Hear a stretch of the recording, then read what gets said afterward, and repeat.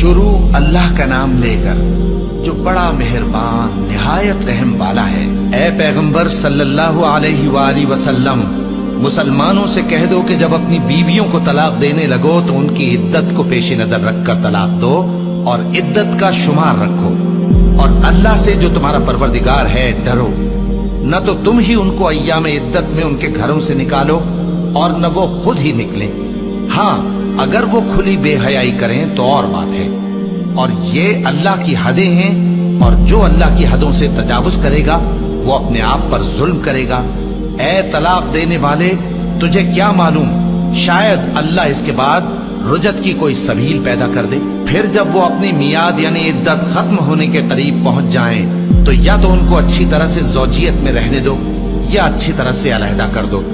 اور اپنے میں سے 2 منصف مردوں کو گواہ کر لو، اور اے گواہو، اللہ کے لیے درست گواہی دینا۔ ان باتوں سے اس شخص کو نصیحت کی جاتی ہے جو اللہ پر اور روز آخرت پر ایمان رکھتا ہے، اور جو کوئی اللہ سے ڈرے گا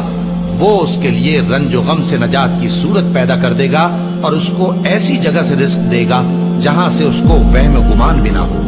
اور جو اللہ پر بھروسہ رکھے گا تو وہ اس کے لیے کافی ہوگا۔ اللہ اپنے کام کو جو وہ کرنا چاہتا ہے پورا کر دیتا ہے۔ اللہ نے ہر چیز کا اندازہ مقرر کر رکھا ہے۔ اور تمہاری طلاق والی بیویاں جو حیض سے نا امید ہو چکی ہوں، اگر تم کو ان کی عدت کے بارے میں شبہ ہو تو ان کی عدت 3 مہینے ہے، اور جن کو ابھی حیض نہیں آنے لگا ان کی عدت بھی یہی ہے۔ اور حمل والی عورتوں کی عدت وضع حمل یعنی بچہ جننے تک ہے،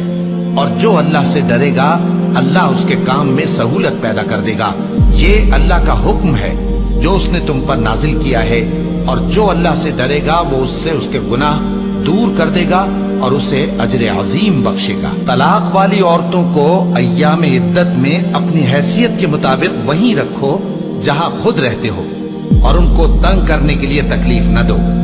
اور اگر وہ حمل سے ہوں تو بچہ پیدا ہونے تک ان کا خرچ دیتے رہو، پھر اگر وہ بچے کو تمہارے کہنے سے دودھ پلائیں تو ان کو ان کی اجرت دے دو، اور بچے کے بارے میں پسندیدہ طریق سے موافقت رکھو،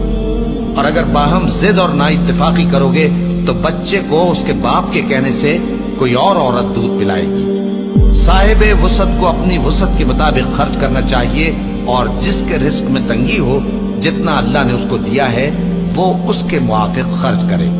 اللہ کسی کو زیر بار نہیں کرتا مگر اسی کے لحاظ سے جتنا اس کو دیا ہے،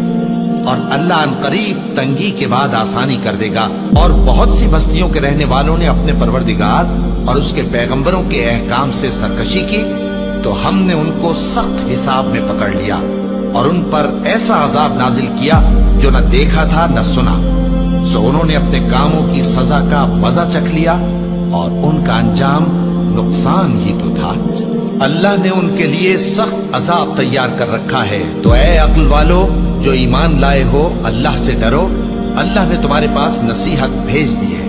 یعنی ایسے پیغمبر جو تمہارے سامنے اللہ کی واضح آیتیں پڑھتے ہیں تاکہ جو لوگ ایمان لائے اور عمل نیک کرتے رہے ہیں ان کو اندھیروں سے نکال کر روشنی میں لے آئے، اور جو اللہ پر ایمان لائے گا اور عمل نیک کرے گا وہ ان کو جنتوں میں داخل کرے گا جن کے نیچے نہریں بہ رہی ہیں، وہ ہمیشہ ہمیشہ ان میں رہیں گے۔ اللہ نے ان کے لیے کیا خوب رزق رکھا ہے۔ اللہ ہی تو ہے جس نے 7 آسمان پیدا کیے اور ویسی ہی زمینیں بھی، ان میں اللہ کا حکم اترتا رہتا ہے تاکہ تم لوگ جان لو کہ اللہ ہر چیز پر قادر ہے، اور یہ کہ اللہ اپنے علم سے ہر چیز کا احاطہ کیے ہوئے